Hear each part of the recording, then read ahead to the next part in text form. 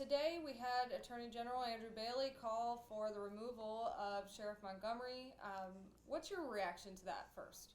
Well, I think it's about time. I think Mr. Montgomery has done enough to prove that he's not qualified to be in the position, so I think it's about time. With all of the things that you've seen happen, what are some of the things that stand out to you as why this would be justified?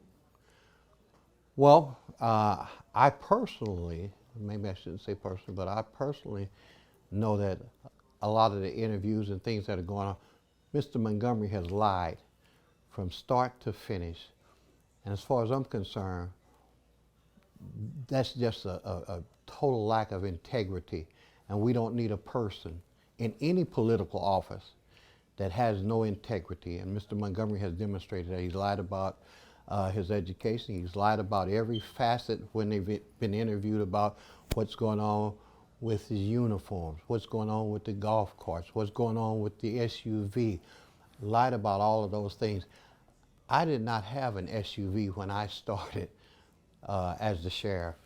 I drove an old, rundown city car for a whole year because they didn't have a car and I didn't have a car, and so we didn't go out and spend taxpayers' money right off the bat. For a whole year, I drove a city car. He lied about getting new uniforms. We just bought a whole lot of new uniforms in the middle of last year. They didn't need new uniforms. Lied about the badges. Why would you go out and spend $28,000 on badges when everybody has a badge and everybody must turn their badge in when they get ready to leave the department, or they don't get paid. They don't get their paycheck. So there shouldn't have been any badges missing, but that was the story he told. They lost the badge. So he's constantly lying about. So I mean, who has a deputy roll dice? With all the disagreements I had with the Justice Center, I never put anybody in handcuffs. I think Mr. Montgomery has done enough for the citizens to see that he's not the person that we need in the sheriff's office. With regards to all of the transportation of detainees to get medical care, I understand your office did that, for many years. From the beginning, we did the transportation of those detainees is what we do. It's been done by the sheriff's department from the beginning of time. Anytime that there's an inmate that's ill or hurt, he's transported basically by the sheriff department. Now, there are some instances when the Justice Center, maybe under emergency situations, we go ahead and transport that young man or that inmate. But once he gets to the hospital, that's a sheriff deputy responsibility to sit on him.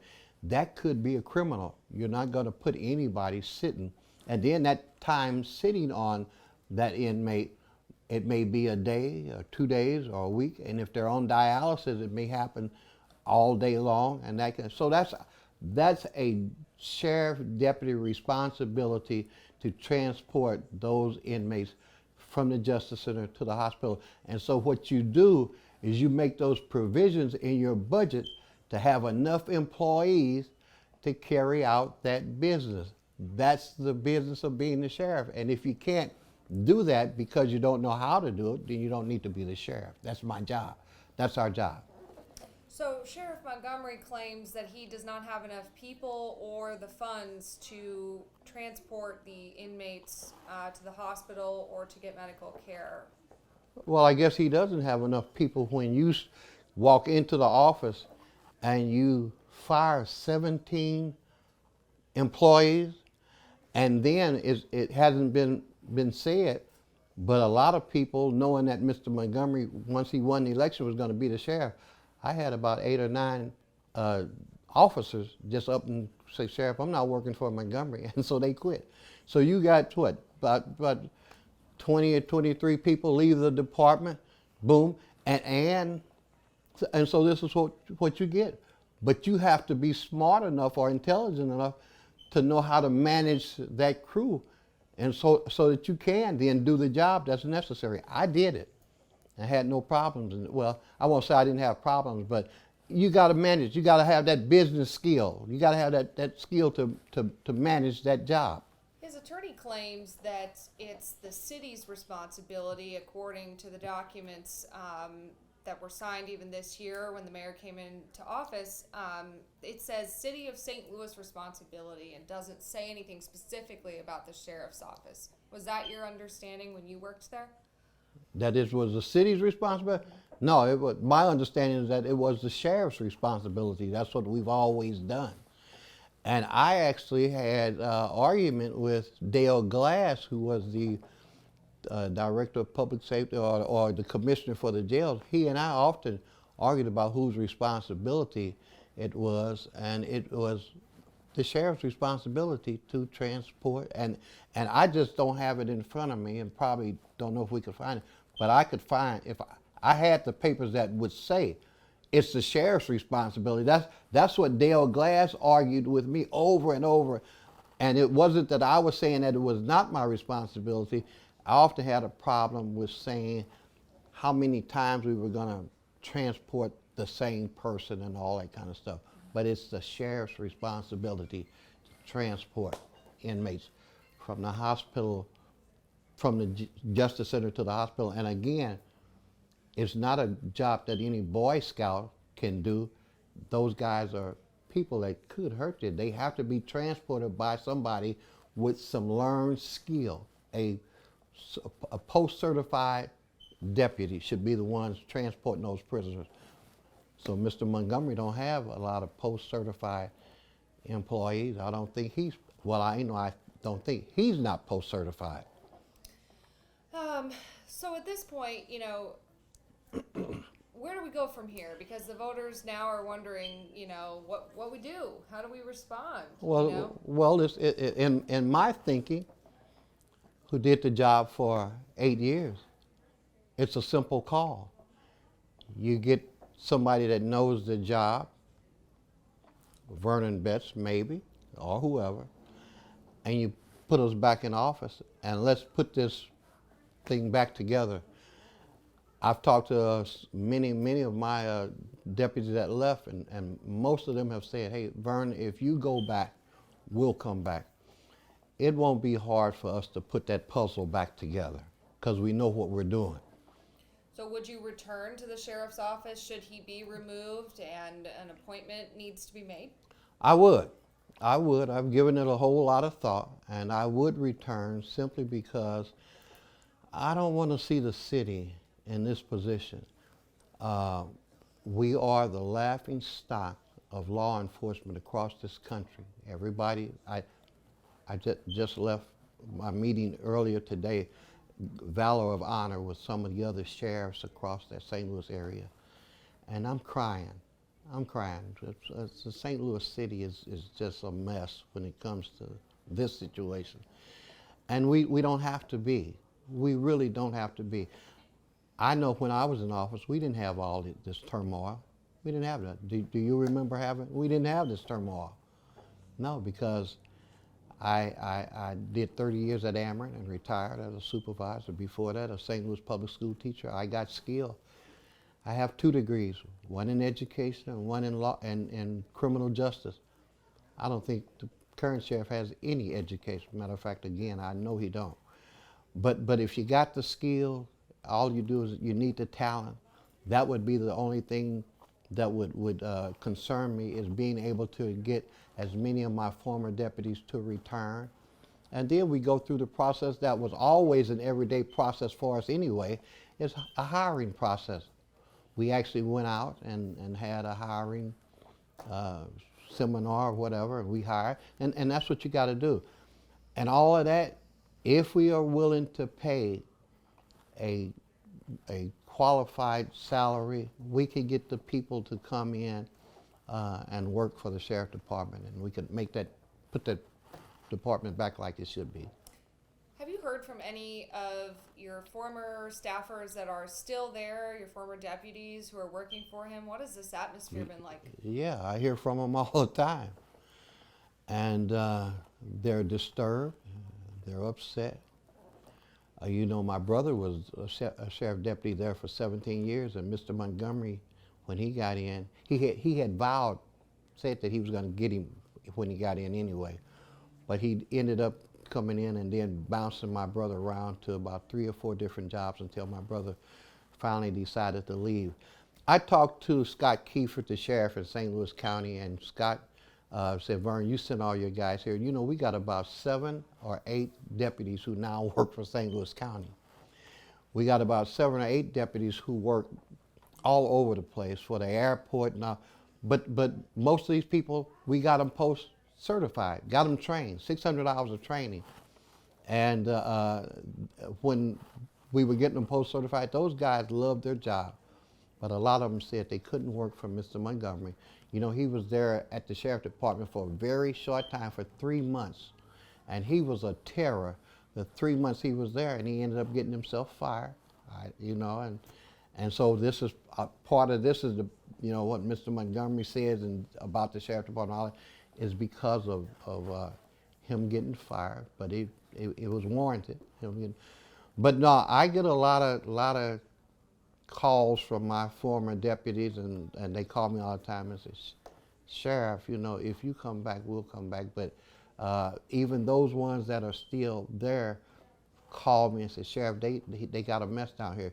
He went, know what he did? He went and changed the routine for the outside service group. The outside service group is a group of guys that serve papers.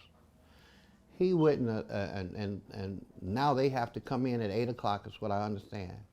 They got to be in at 8, sign in, do what they do during the course of the day, and then sign out at 4 o'clock or something like that.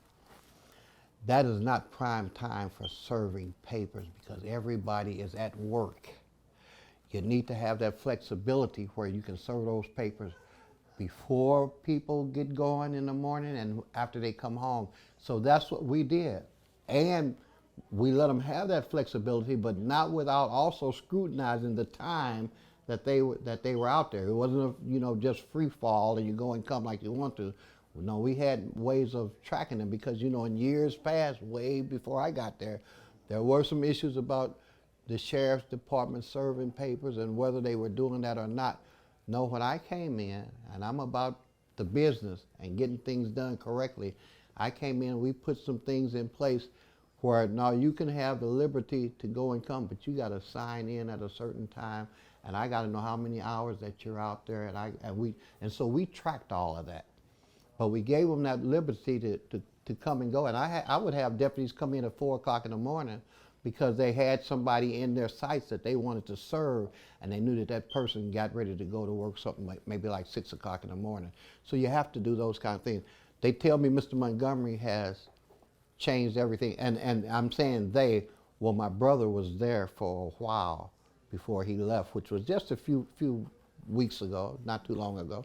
My brother left, but being harassed by Mr. Montgomery, he said, you know, enough is enough. So he's now working in St. Louis County.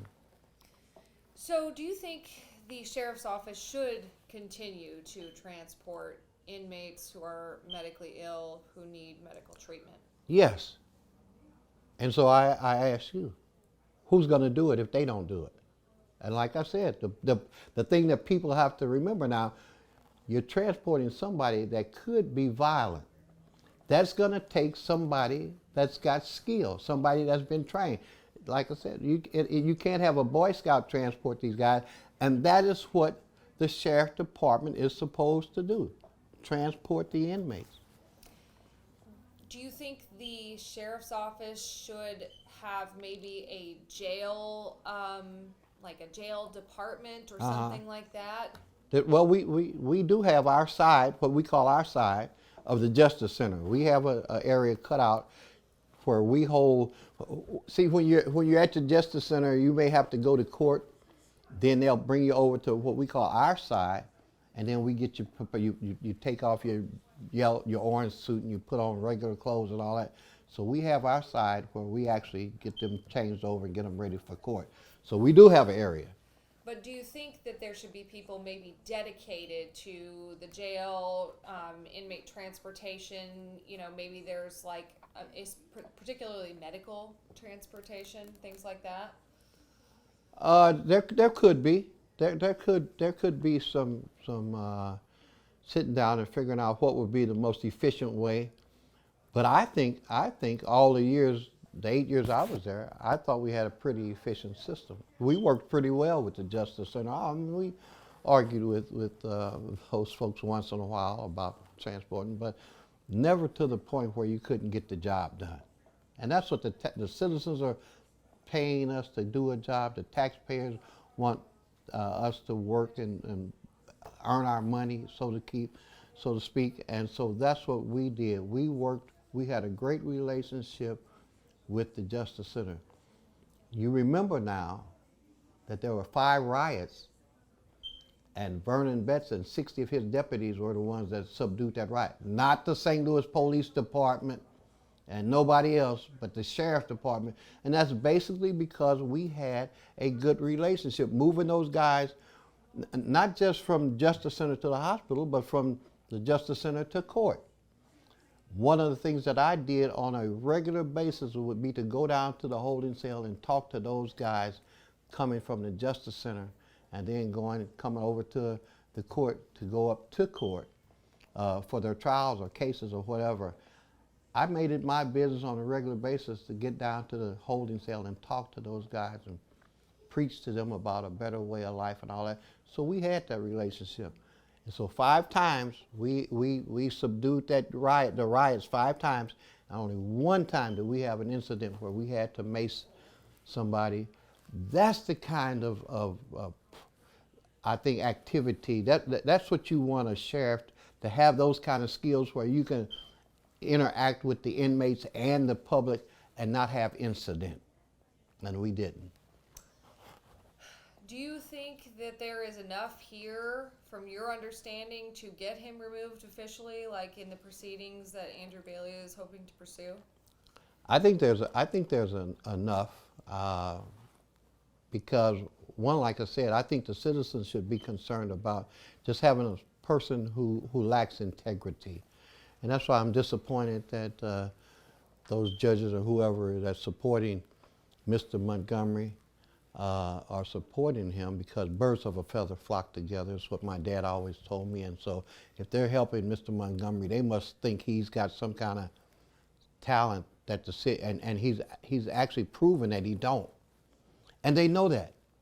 Those 2 judges know that. But and we probably could go on, but those judges have issues with Vernon Betts.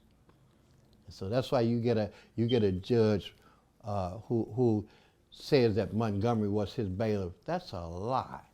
Montgomery was never Judge Mason's bailiff, and Judge Mason has said that publicly. Oh, we have a great relationship because he was my bailiff. No, he didn't. I was the one who made those assignments. Judge Mason's bailiff was Joe Mopkins, not Montgomery.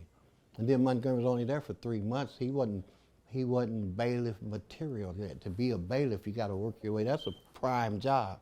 Yeah. So they've told these tales to support Mr. Montgomery, and I don't know why.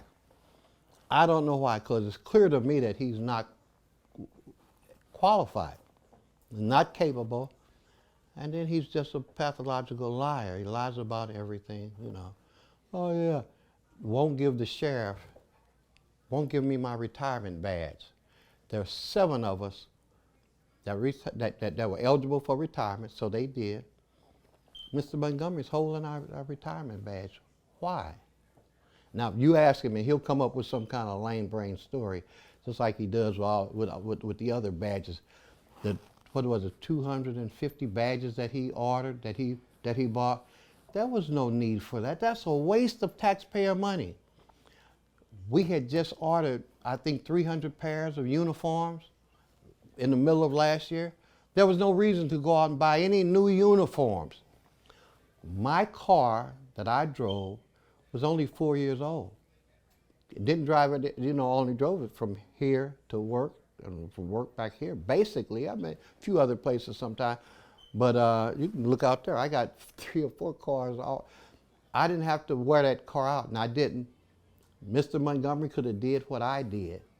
When I took the sheriff's job, when I became sheriff in 2016, Mr. Murphy left me a van. And so I said, well, you know, Sheriff, Sheriff, you're gonna be driving the van. I said, no, what we'll do is take that van, use it to transport the jurors. And so that's what we used that van for.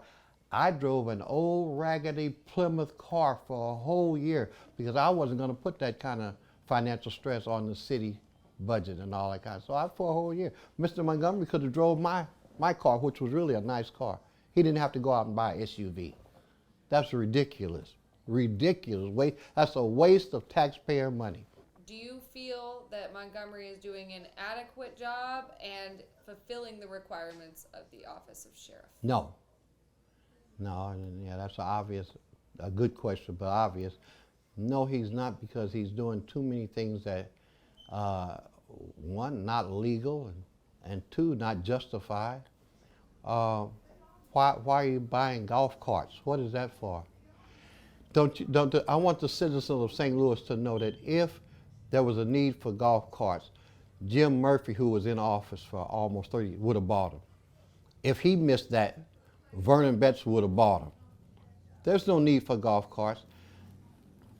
This is something that I think the news media needs to look into. There's a ghost employee.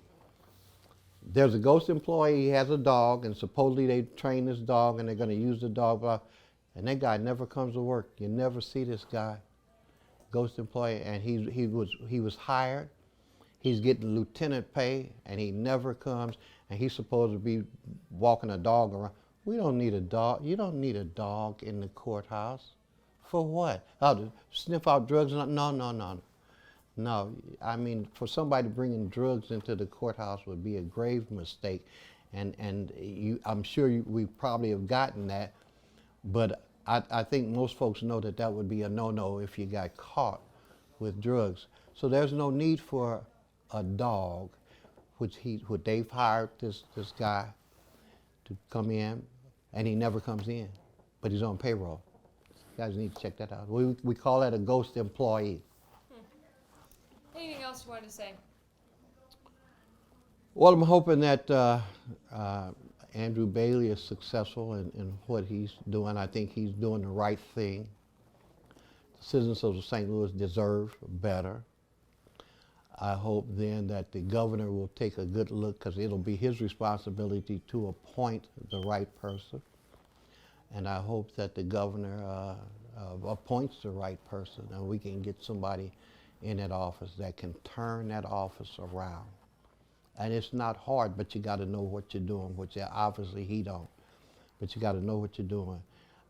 I think I can do that because I have 8 years of experience as the sheriff, 3 years as a deputy, 30 years as a supervisor at Ameren. I'm post-certified and have 2 degrees, one in criminal justice and one in education. I know that I could, as we would say, I could put Humpty Dumpty back together again. Humpty Dumpty fell off the wall. Yeah. I could put him back together. So I'm hoping that the governor will make a decision to be, and it's not, we haven't been gone that long that we can't turn that place around.